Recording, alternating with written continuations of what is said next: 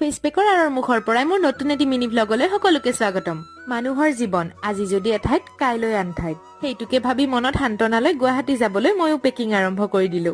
পিছদিনা কৰবাত যাবলৈ হলে আগদিনা এনেকৈ লাগতিয়াল বস্তুখিনি উলিয়াই থোৱাটো মোৰ যেন এক নিয়ম। আৰু এয়া এফাল কেক আৰু ৰঙা চাহ একাপ থুচি আমিও যাত্ৰা আৰম্ভ কৰি দিলো। And finally I am in your city. আহি পায়ে আগতে ৰুম চাফা কৰাত লাগিলো। And this beauty from our balcony. Good morning. আৰু এয়া মোৰ গুৱাহাটীত দ্বিতীয়টো দিন। প্ৰথম দিনা আহিয়ে যিহেতু মায়ে মোক বনাই খোৱালে, আজি ভাবিছো মই মাক বনাই খুৱাও। আৰু আজি মই বনাইছিলো মিক্স ভাজি এখন, দাইল, ভাত আৰু চালাড। আৰু এয়া মোৰ এজ ইউজুৱেল বাটিত ৰঙা চাহ। ভাত পানী খুৱাই লৈ মাক মই থব গলো ষ্টেচন।